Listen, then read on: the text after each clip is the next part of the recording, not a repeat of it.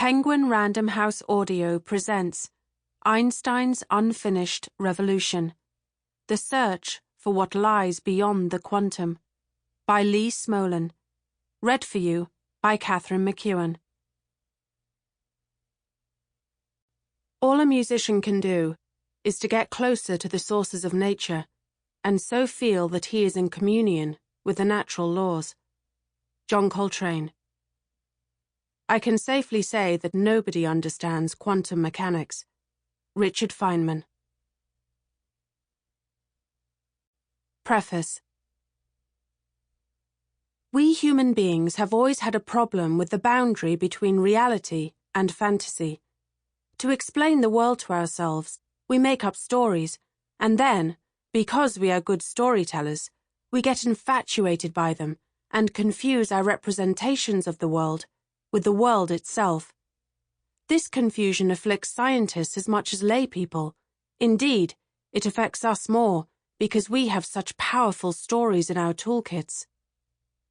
As we go deeper into our understanding of the natural world, moving to smaller and more elementary phenomena, our successors impose barriers to further progress.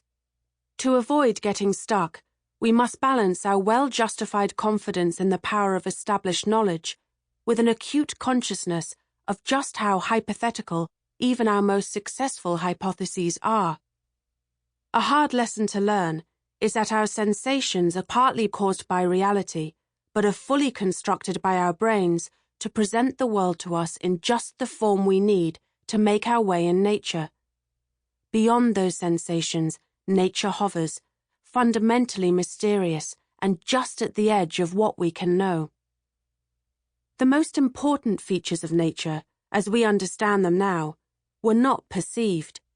The simplest general facts we know about the world, that matter is made of atoms, for example, or that the Earth is a spherical shell of rock surrounding a molten core and enveloped within a thin atmosphere, which moves, suspended in a near vacuum, as it orbits a natural thermonuclear reactor. These plain facts we learn just out of our cribs are the result of centuries of intense effort by scholars and scientists. Each of these facts arose as an almost crazy idea in conflict with a much more obvious and reasonable, but wrong, hypothesis. To have a scientific mind is to respect the consensus facts, which are a resolution of generations of dispute, while maintaining an open mind about the still unknown. It helps to have a humble sense of the essential mystery of the world, for the aspects that are known become even more mysterious when we examine them further. The more we know, the more curious it all is. There is not a thing in nature so ordinary that its contemplation cannot be a route to a wordless sense of wonder and gratitude just to be a part of it all. This spring morning, the air coming through the open window carries fresh smells from the garden. But by what miracle does that happen? How are molecules wafted by a breeze, turned by a nose into that happy scent? We see vivid colors, and we recall that there is a story about how different wavelengths of light excite different neurons. But how could the sensations of redness or blueness possibly be caused by different neurons being excited? What kinds of things are the sensations, the qualia, as the philosophers call them, of the different colors, or the different scents? In what way are scents different from colors, and why do they differ, if it is all electrical impulses and neurons? Who is the I that wakes, and what is the universe that surrounds me when I open my eyes? The simplest facts about our existence and our relationship to the world are mysteries. Let us tiptoe past the hard question of consciousness to simpler questions. As a scientist, I believe that is the best way to get somewhere. Let's start with one very basic question. What is matter? My son has left a rock on the table. I pick it up. Its weight and shape fit comfortably in my hand. Surely an ancient feeling. But what is a rock? We know what the rock looks like, what it feels like, but these are at least as much about us as they are about the rock. Little in a rock's feel or appearance gives a hint as to what, essentially, constitutes the existence, the rockness, of a rock. We know most of the rock is empty space in which atoms are arranged. The solidity and hardness of the rock is a construction of our minds, which integrate perceptions on scales very coarse compared to the sizes of the atoms. Matter comes in many forms, some of which, like the rock, like the organic material woven into our blankets, sheets, and clothes, we know must be complex. So let's consider first a simpler form of matter, the water in our glass. What is it?